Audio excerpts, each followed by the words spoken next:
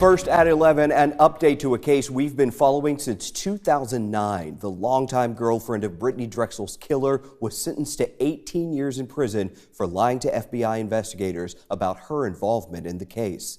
Thank you for joining us at 11. I'm Edward Moody. And I'm Trish Williford. Angel Vause went in front of a federal judge in Charleston this afternoon. News 13's Adriana Lawrence was in the courtroom for the sentencing and has reaction from Drexel's family.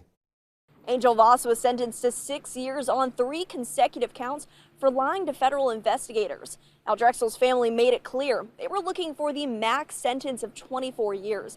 But even with 18, they say this is just another step in getting justice for Brittany. I'm glad Judge Gergel gave her the sentence that he did. She deserves to be behind bars. Angel Vause's longtime boyfriend Raymond Moody is currently serving a life sentence for raping and killing 17-year-old Brittany Drexel in April of 2009. Judge Richard Gergel says because Vause participated in luring Brittany to Moody's truck, helped transport her for miles to Georgetown, and abandon her, taking her cell phone, contributed to her sentence length. He says if Moody's claims were true, which he doesn't fully believe, it could have led to the max 24 years, but were not taken into consideration in the end. The judge was playing the long game. He wants the sentence to hold just like we do. And it would have been an appellate issue or whatever if we started to get into what Ray had said. So that's why we stuck to what was known when she pled guilty. And like the judge said, and we agree, it was sufficient. Vause's defense attorney Charles Cochran started by claiming Vause was manipulated by Moody and had a history of domestic violence relationships. But the judge and Drexel's family say at any moment before Drexel's killing, Vause could have called for help. They say even if she did feel guilty afterwards, she stayed quiet for 15 years, leaving Drexel's family to search for years for Drexel's body. Her mom, Dawn Conley, says this is not the final piece in the puzzle. I don't believe in closure. Okay. I believe in a resolution.